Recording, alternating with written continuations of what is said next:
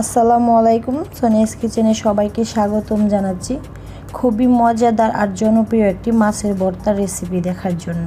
আর সেটি হলো টাকি মাছের ভর্তা।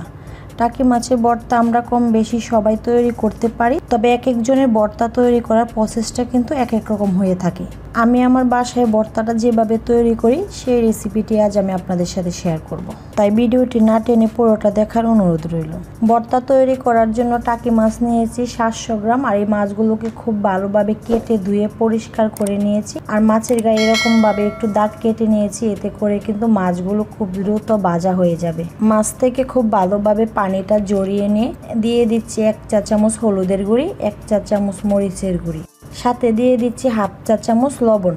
হলুদ মরিচ আর লবণটা দিয়ে দেওয়ার পর এবার মাছগুলোকে খুব ভালোভাবে মেখে নেব। যেহেতু আমাদের মশলাটা শুকনো, তাই আমি এখানে সামান্য 1 চা চামচের মতো পানি দিয়ে দেব। এতে করে মশলাটা ভিজে যাবে আর মাছের গায়ে মশলাটা খুব ভালোভাবে লেগে যাবে। আর এই কাজটা অবশ্যই হাত দিয়ে করতে হবে। চামচ দিয়ে মাখতে গেলে কিন্তু মাছের যেই কাটা অংশগুলো আছে এতে ভালোভাবে মশলাটা ঢুকবে না, তাই চেষ্টা করবেন যাতে হাত দিয়ে মশলাটা মেখে নেওয়া যায়। হাত দিয়ে ঘষে ঘষে খুব ভালোভাবে মশলাটা মাছের গায়ে লাগিয়ে নেওয়ার পর এবার এই মাছগুলোকে রেস্টে রেখে দেব 10 মিনিট। এতে করে কিন্তু মাছের ভিতরে মশলাটা খুব ভালোভাবে ঢুকে যাবে। ফিরে আসলাম 10 মিনিট পর। এবার এই মাছগুলো ভাজার পালা। মাছগুলো ভাজার জন্য আমরা সরাসরি চলে যাব চুলায়। এবার মাছগুলো ভাজার জন্য চুলায় একটি প্যান বসিয়ে প্যানটা সামান্য গরম হয়ে আসলে সরিষার তেল দিয়ে দিব 1/3 কাপ পরিমাণ।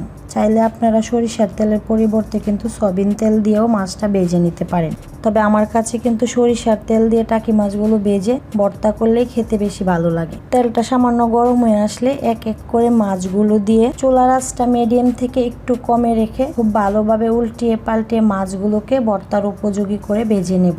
বেশ কিছুক্ষণ উল্টিয়ে পাল্টিয়ে মাছগুলো ভেজে নেওয়ার পর মাছগুলো কিন্তু ভাজা হয়ে গিয়েছে। এবার এই মাছগুলো উঠিয়ে আমি বাকি মাছগুলো সেমভাবে ভেজে নেব। সবগুলো মাছ ভেজে নেওয়া হয়ে গিয়েছে। এবার এই মাছগুলোকে সামান্য একটু ঠান্ডা করে মাছ থেকে ছোট বড় সবগুলো কাটা খুব ভালোভাবে বেছে নেব।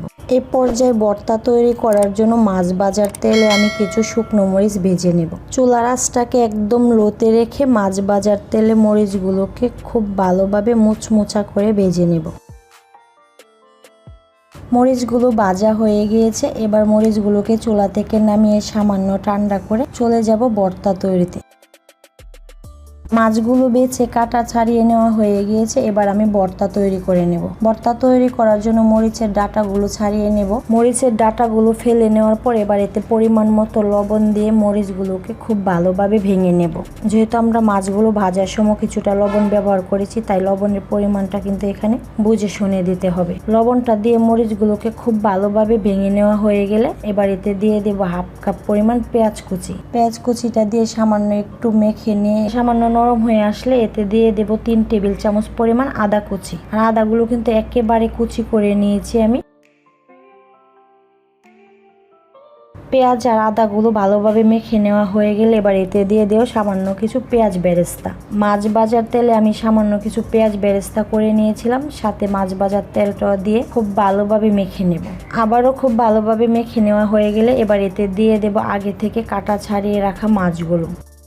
মাছগুলো দিয়ে খুব জোরে জোরে মাখতে হবে না, আলতো হাতে মেখে নিলেই কিন্তু হয়ে যাবে। আমাদের মাছগুলো মাখা হয়ে গিয়েছে।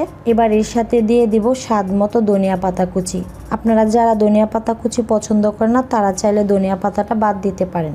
ধনিয়া পাতাটা দিয়ে আবারও খুব ভালোভাবে মেখে নিয়ে সাথে দিয়ে দিব 3 টেবিল চামচ পরিমাণ কাঁচা সরিষার তেল। আর এই কাঁচা সরিষার তেলটা কিন্তু সব ধরনের ভর্তার স্বাদটাকে আরও দ্বিগুণ করে তোলে।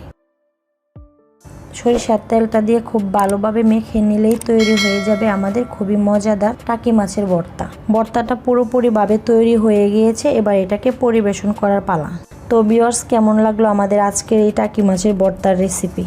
আর আপনাদের কারোর সাথে যদি আমার আজকের এই রেসিপিটি মিলে যায় সেটা অবশ্যই কমেন্টস বক্সে কমেন্টস করে জানাতে ভুলবেন না। সেই সাথে আপনি যদি আমার চ্যানেলে নতুন দর্শক হয়ে থাকুন তাহলে এরকমই আরও মজার মজার রেসিপি পেতে আমাদের ছোট্ট চ্যানেলটি সাবস্ক্রাইব করে পাশে থাকা বেল বাটনটি প্রেস করে দিন।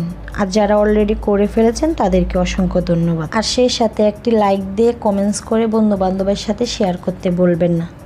আজকের মতো এখানেই বিদায় নিচ্ছি। দেখা হবে আবারও নতুন কোনো রেসিপিতে নতুন কোনো সময়। সে পর্যন্ত ভালো থাকবেন, সুস্থ থাকবেন আর আমার জন্য দোয়া করবেন। আল্লাহ হাফেজ।